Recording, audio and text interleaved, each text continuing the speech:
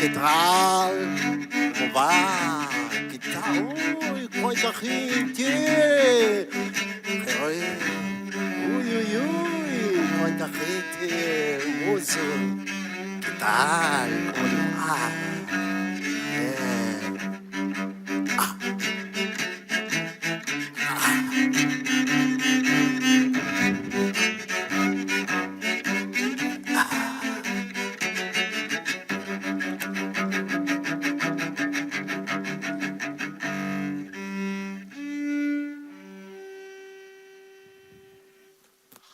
Así es un viaje en carruaje en 1870.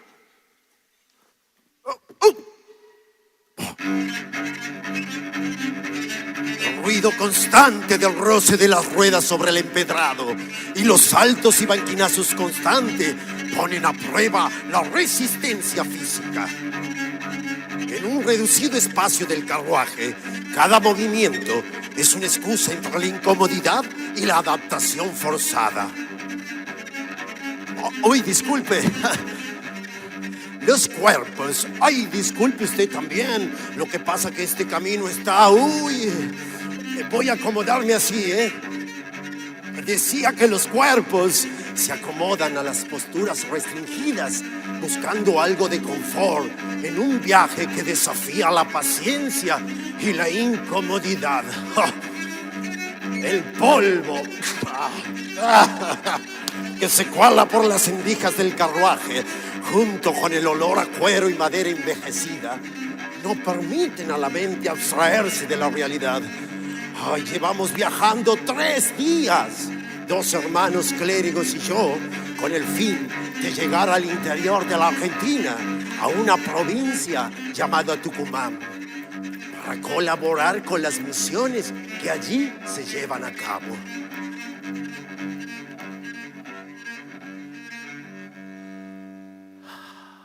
Finalmente, nuestro tenaz transporte, mis compañeros de viaje y yo, entramos a la provincia de Tucumán.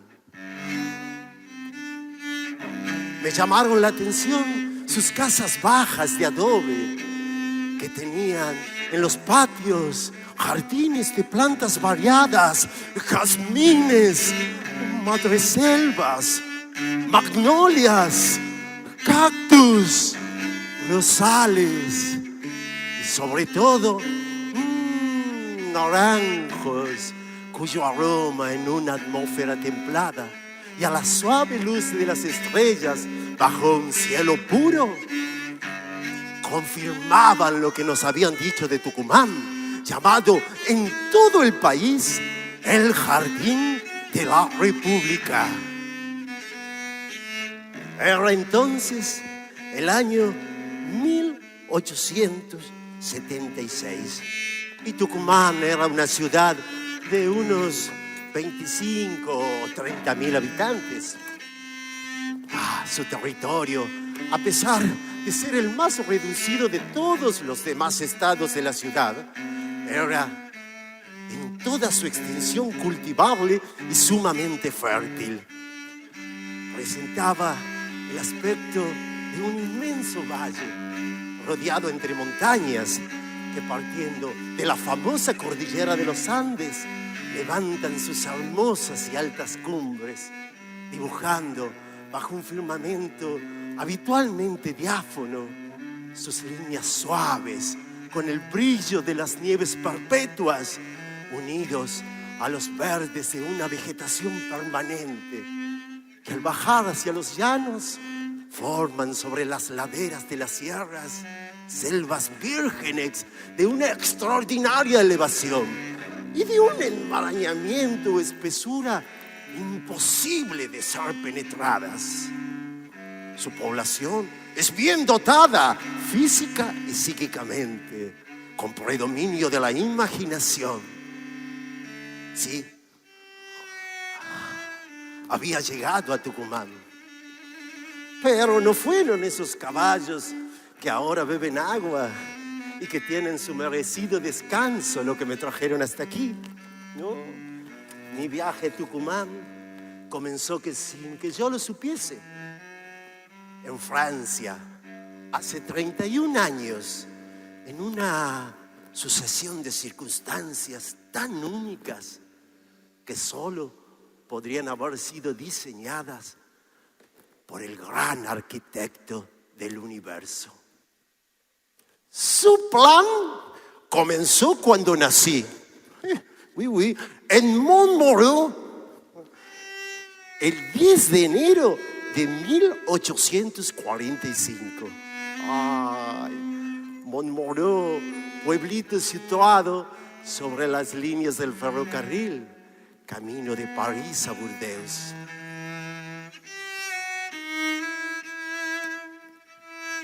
Un pueblito de unos 1000 habitantes, entre colinas que la cercan por todos lados, con sus cultivos de maíz, de trigo, sus praderas, sus frutales, este aspecto variado, alegre y próspero.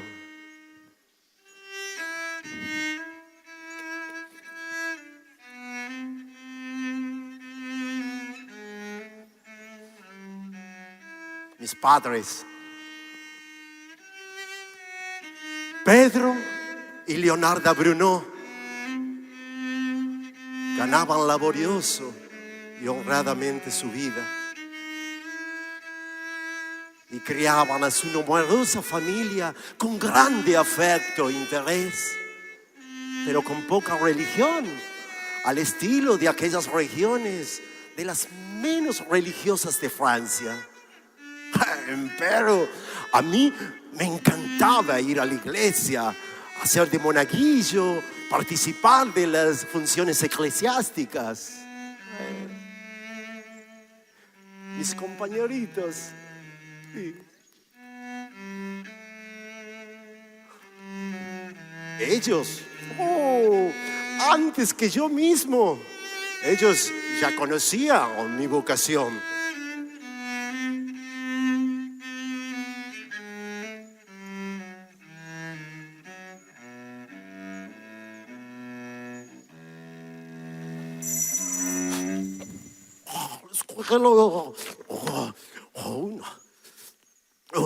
Una vez el maestro de escuela nos preguntó a cada uno de los alumnos a qué profesión nos dedicábamos, nos queríamos dedicar, y me preguntó a mí también. Entonces yo respondí: no estoy seguro, maestro. Todos los compañeros empezaron a murmurar y murmuraban cada vez más, y el profesor: ¡silencio! Algún interés, una inquietud debe de tener. No estoy seguro, maestro. Mis compañeros murmuraban cada vez más y más y más, y el profesor: ¡silencio! ¿Qué ocurre aquí? Maestro, lo que pasa es que nosotros sabemos cuál será su carrera. ¿Así? ¿Y cuál? Sin dudas, él va a ser sacerdote.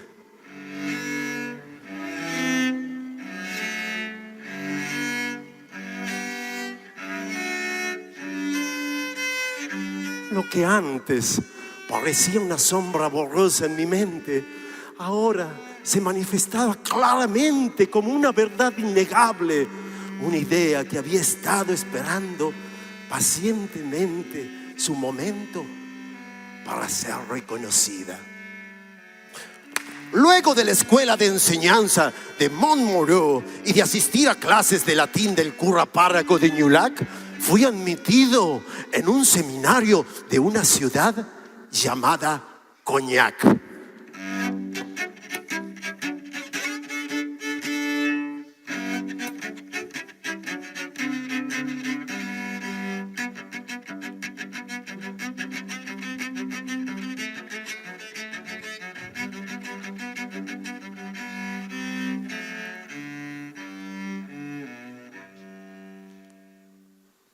En el seminario menor de la diócesis de Angulema me consideraban un alumno juicioso y aplicado.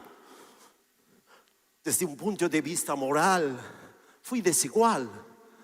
En algunas temporadas serio, contraído, edificante. En otras, más bien dejando una mala impresión a mis condiscípulos y a mis maestros. Y con ciertas dudas sobre mi vocación. Pero finalmente mi vocación prevaleció, y no sin esfuerzo. Logré afianzarme en mis estudios, destacándome más de una vez, dejando mi espíritu listo para un encuentro que cambiaría el rumbo de mi vida. Un sacerdote dominico, Laconte, fue a ejercer los ejercicios espirituales al convento y yo comencé a conversar con él. Esto me dio la idea de ingresar al noviciado de León y optar por ser un fraile dominico. Luego de realizar mis estudios y de ser ordenado sacerdote, sucedió que un fraile dominico del convento de Córdoba, Argentina, estando de visita en Carpentras en 1874, había invitado a los frailes franceses jóvenes a radicarse en la Argentina para colaborar con la restauración de la vida conventual en la provincia sudamericana. ¿Podría existir un destino más lejano? No, sin dudas.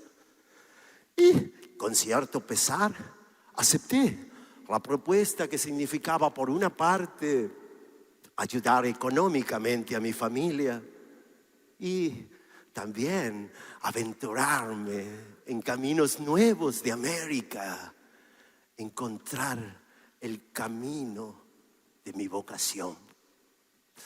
El viaje consistió en una caminata hasta la estación de trenes.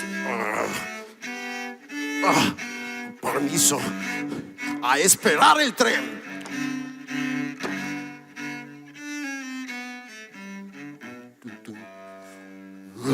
Luego en tren hasta la estación más cercana de Tucumán. Luego entré. Permiso,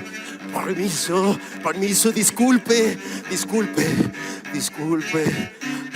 No sabía que la estación de tren estaba tan lejos del puerto. Permiso, disculpe. Lo que pasa es que yo no estoy muy familiarizado con la ciudad. Disculpe, ¿no? Voy a detenerme un poco, a retomar un poco el aire. Sin embargo, no puedo dejar de sentir esta emoción desbordante que va disipando las dudas y el temor a lo desconocido.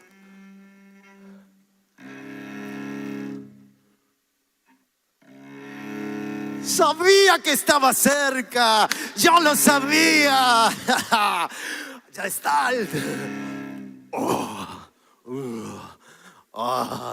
Las próximas 4 semanas las pasaría en este barco. Claramente no era un camarote de primera, pero tenía lo necesario para viajar con dignidad. Incluía un par de camas empotradas en las paredes, ya que era compartido, una pequeña mesita, sillas y una cómoda para guardar las pertenencias. Nada de lo que yo no hubiera estado acostumbrado en el convento.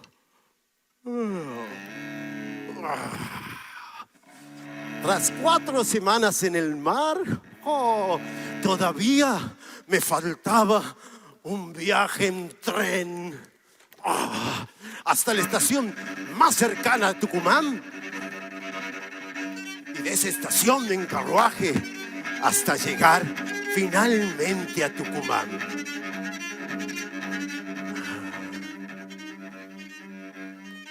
Desde mi salida de Francia hasta mi llegada a Tucumán, el viaje no consistió en una línea recta de viaje como acabo de describir, sino que fue un camino mucho más indirecto. Pero al poco tiempo de estar en Tucumán, comprendí que todo me había guiado para hacer mi camino aquí. A los días de mi llegada de Buenos Aires, el reverendo padre Pío Canto nos dijo a los padrecitos que debíamos predicar 3 veces cada semana en nuestra iglesia. A mí no era una tarea sencilla. Yo no había aprendido a hablar el idioma como requería el caso. Algo podía hacerme entender, pero el español estaba lleno de palabras que yo aún no dominaba y que parecían estar ideadas para atormentar a un francés. Por ejemplo, esta, ¿cómo es?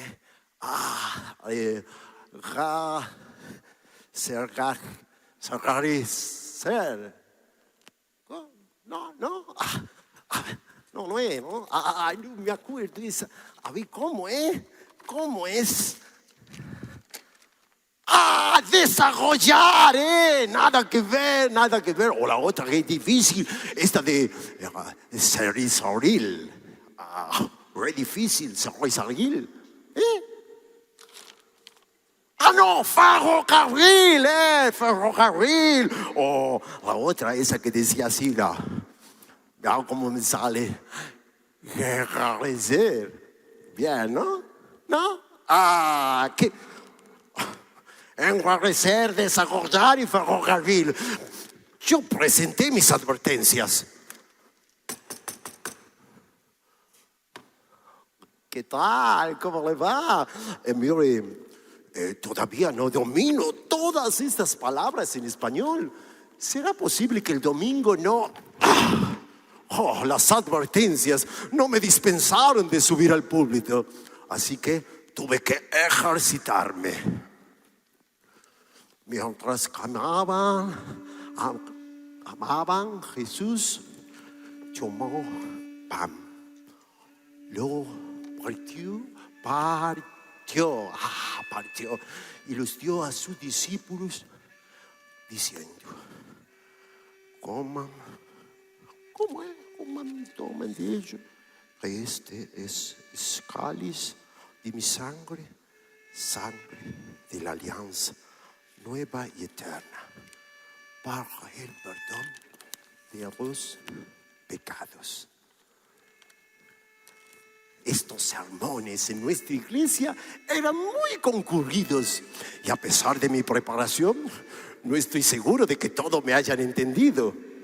Aunque bastante me entendieron, pocos o muchos, al comprender que yo había hablado sobre la educación anticristiana del propio Colegio Nacional y mencioné a Benjamín Pose, de una familia principal del país.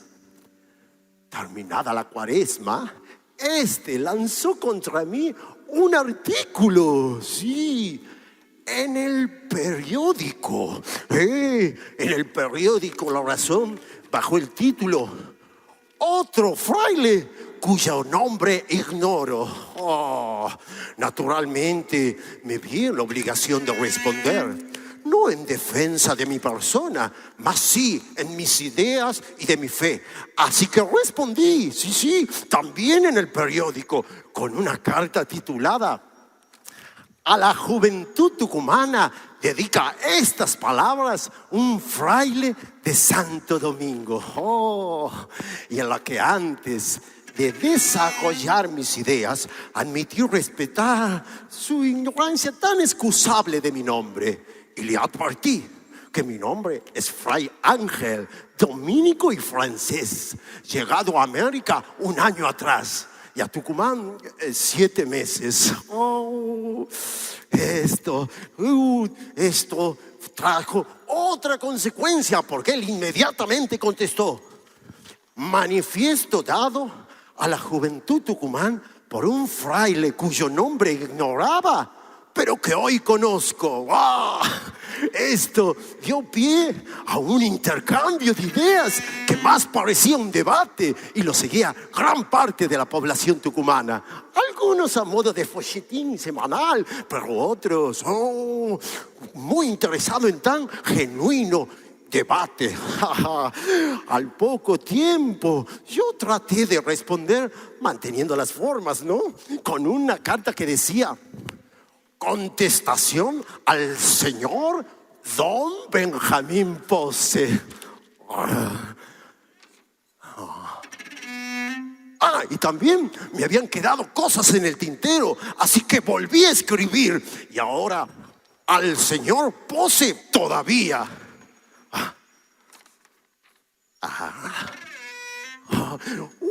Pocos días duró su silencio, que se interrumpió con el fraile espantado ante su propia obra, mi defensa. ¿Yo?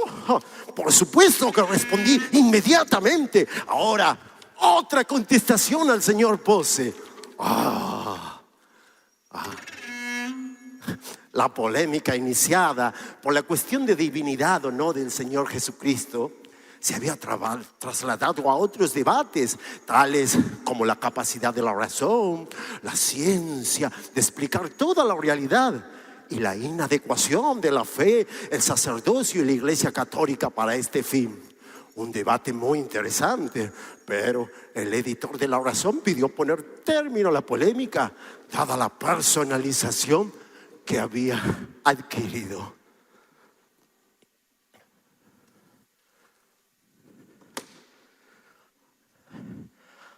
A los meses de mi llegada a Tucumán, yo sentí que había un clamor, un reclamo que yo no debía ignorar. La providencia quiso que mi estadía en Tucumán coincidiera con el nacimiento de movimientos que luchaban por los derechos de los trabajadores.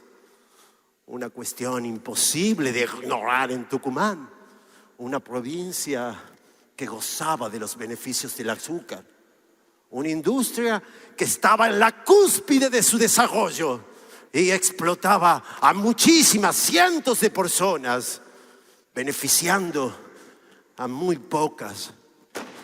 Me sentí con la responsabilidad de defender a los trabajadores, con la palabra, con acciones, como fuera posible. Fue por eso que creé el primer centro católico de obreros, cuya misión era fomentar la creatividad y espiritual de ayuda para los trabajadores. Pero la palabra, herramienta poderosa, la utilizaba cada vez que tenía la oportunidad que denunciar. La desigualdad monstruosa de las condiciones en cuanto a la progresión de fortuna, de capital, de bienes, del bienestar del mundo. Esta inadmisible diferencia de unos que lo tienen todo, hasta el lujo, y hartarse a costa de otros que no tienen ni para pasar el día de mañana, ni aún el de hoy. El que meditando y profundizando este tipo de cosas queda mudo, impasible, quieto, es que no tiene corazón en su pecho, ni alma en su cuerpo. Traté de ser una influencia persistente que generara cambios en todos los trabajadores, en todos los sectores, pero sobre todo entre los jóvenes, quienes sabrían en definitiva quiénes transformaría esas ideas en grandes cambios. Tras años de lucha, se consiguieron cambios en las condiciones laborales. Tuve el privilegio de conocer el primer proyecto de ley laboral presentado por Juan B. Terán, un joven con el que habíamos analizado la situación en varias oportunidades. Regulaba la jornada laboral, el descanso dominical y prohibía la explotación del trabajo infantil. Pero esta es una lucha que nunca termina y fue una de mis principales preocupaciones durante mi ministerio.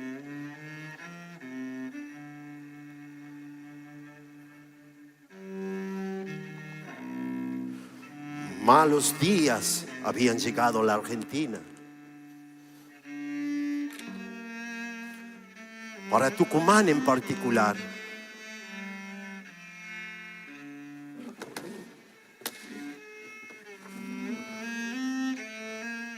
A mediados del año 1886 cayó sobre el país, en especial sobre las provincias del norte, la epidemia de cólera. La población fue diezmada con innumerables víctimas. La ayuda de Buenos Aires tardó en llegar y la epidemia hizo estragos en Tucumán, una ciudad que no contaba con las condiciones de higiene ni los servicios de salud para frenar la peste.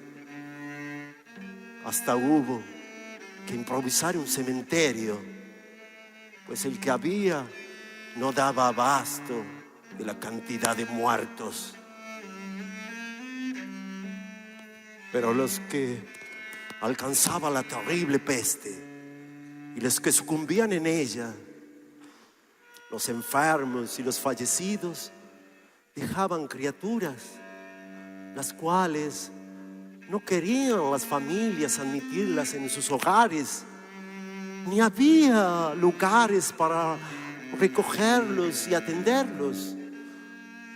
A nosotros los religiosos venían con más frecuencia a pedirnos amparo. No podíamos desoírlos. Pero fue entonces que la providencia quiso llenar esta necesidad inmediatamente con una señora de muy altos méritos, doña Elmina Paz de Gallo. Fuimos directamente a la Quinta de los Gallos para exponer y proponer a la señora nuestro proyecto y rogarle nos prestara su casa que tenía en la ciudad actualmente desocupada. Ella nos recibió con la humildad y la bondad que la caracterizaban.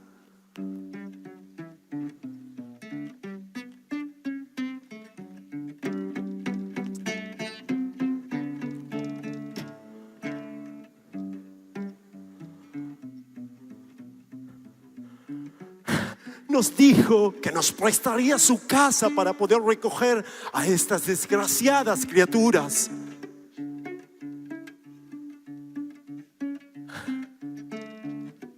Y no solamente su casa, sino que personalmente iría a cuidar de los niños y de las niñas con las personas que quisieran ayudarla.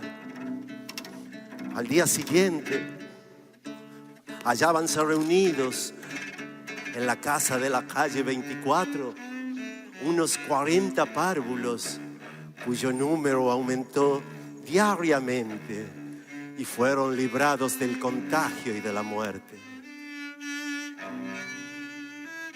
Tras años en estas tareas de beneficencia y salvación, Elmina Paz de Gallo no quiso separarse nunca más de estas criaturas. Antes, bien con ellas, fundar una obra permanente que se inspirara y se aclimatara en los principios de la religión y de la caridad cristiana. Esta es una obra que nunca paró de crecer y que solo el tiempo dirá a cuántas vidas tocará.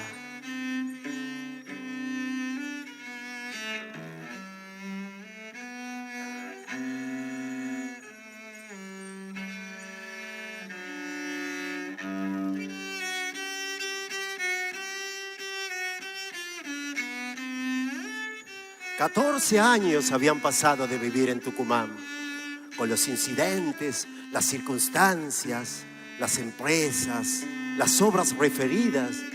Mi labor había sido ardua, mis relaciones numerosas, muy bien sentada la tarea de predicación y una dedicación muy muy activa al confesionario. Y esta última, la fundación del Instituto de las Hermanas Dominicas. Todo esto me ponía en una situación muy especial. Sí, me vinculaban fuertemente a Tucumán. Hasta que recibí del Padre General de nuestra orden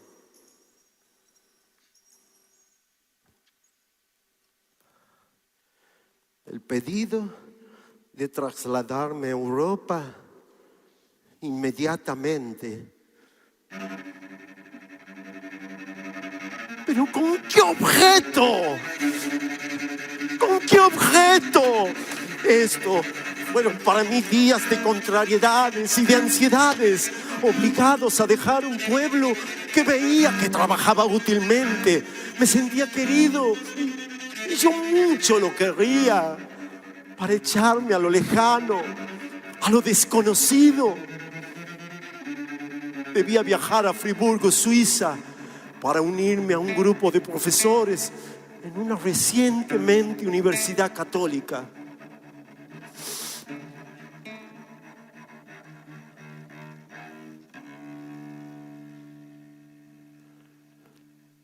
No dudé en cumplir con mi deber. La obediencia me abría el camino. Esta resolución impresionó a muchas personas y familias muy allegadas al convento. No quise decirle nada a las hermanas. Era mi principal preocupación. Ellas debían de sufrir con mi alejamiento. Habían entrado en el retiro anual y estaban siguiendo sus ejercicios espirituales. Fue entonces que llamé al locutorio a la Madre Elmina para comunicarle la noticia y pedirle por favor no le dijeran nada a las hermanas hasta terminar el retiro. Pobres hijas, qué impresión para ellas.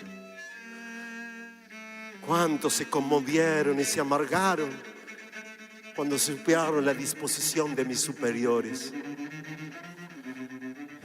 Yo ya había salido el 25 de agosto de Tucumán, cargado con los sentimientos más sinceros de afecto.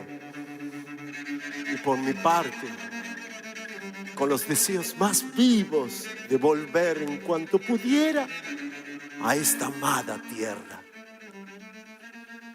No habían corrido todavía las 24 horas que por la vía más directa tomaba el ferrocarril y sin detenerme a observar las bellezas de la naturaleza ni los monumentos de arte cuyas perspectivas parecían huir por las ventanillas del tren.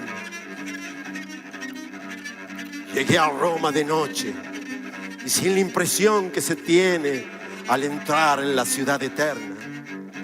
Venía a pedir permiso si pudiera regresar cuanto antes a América. Yo debía ir directamente a Friburgo, Suiza, pero fui a Roma para explicar al Padre General de nuestra orden los motivos de mi disposición y abreviar siquiera mi estadía en Suiza.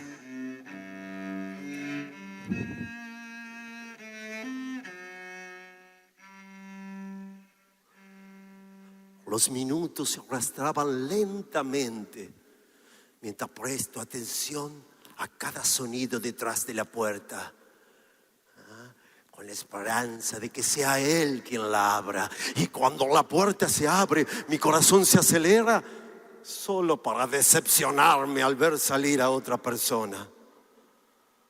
Finalmente, mi turno de entrar al despacho.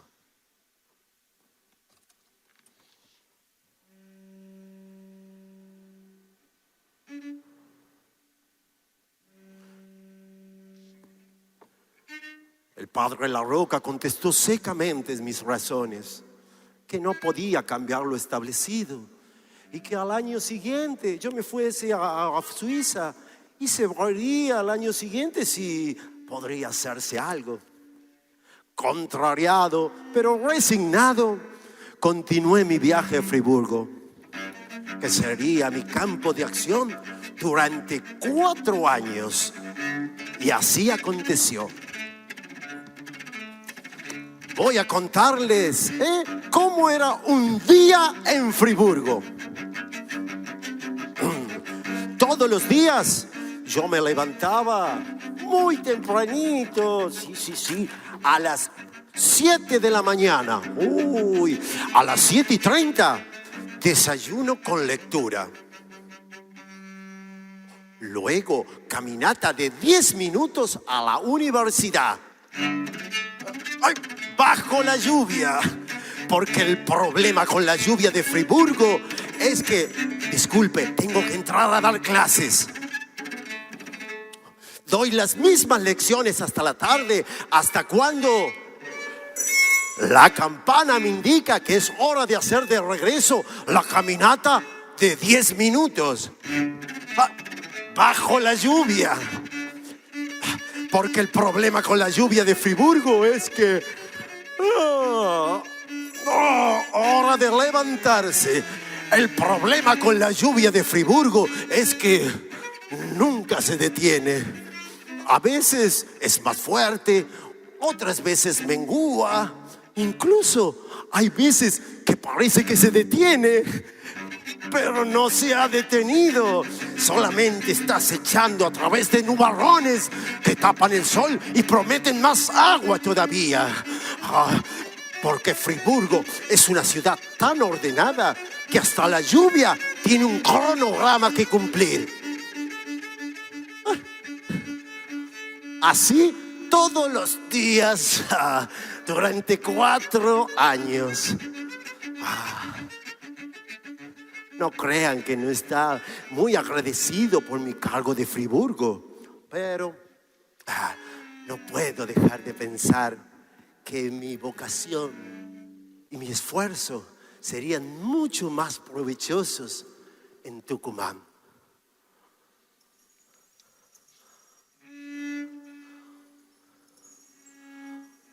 Luego, una mañana lluviosa, recibí la contestación que tanto esperaba.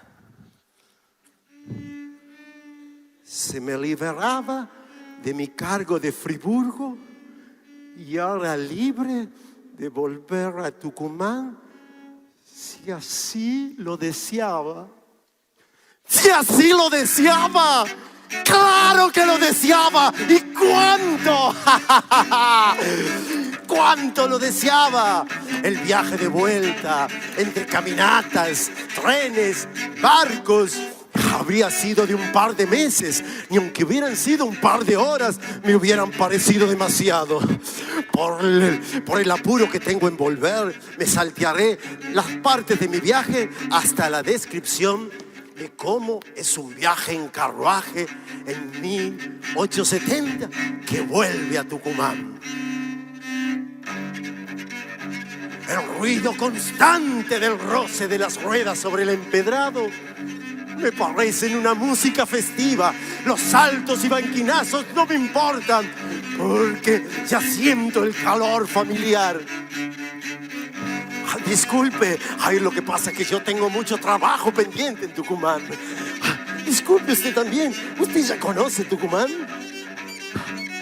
En estos carruajes, los cuerpos se acomodan a las posturas restringidas, buscando algo de confort. Pero poco me importa el confort y la incomodidad, porque ya por la ventanilla ya diviso los cerros. Finalmente, nuestro tenaz transporte, mis compañeros de viaje y yo, entramos de nuevo a Tucumán.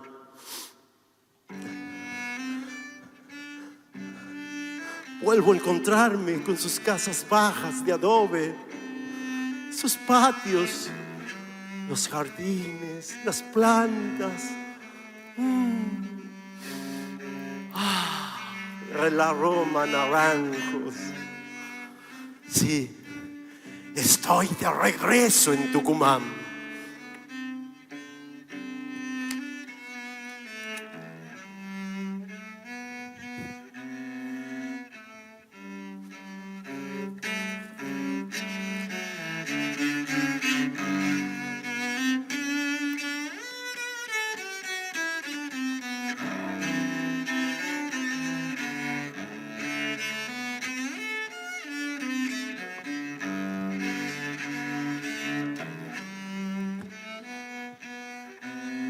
La obra de Boidrón se extendió durante toda su vida.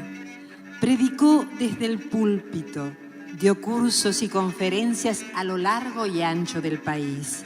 Publicó artículos en diversos periódicos. Organizó numerosas asociaciones y cofradías. Junto con laicos, fundó conventos, asilos de huérfanos y colegios en varias provincias. Fomentó la educación de la niñez y juventud. Propició la igualdad de oportunidades a las mujeres, fomentando el acceso a la educación superior. Su palabra fue elocuente y movió los corazones de muchos para hacer de Tucumán y de Argentina un suelo en donde todos tuviesen un lugar.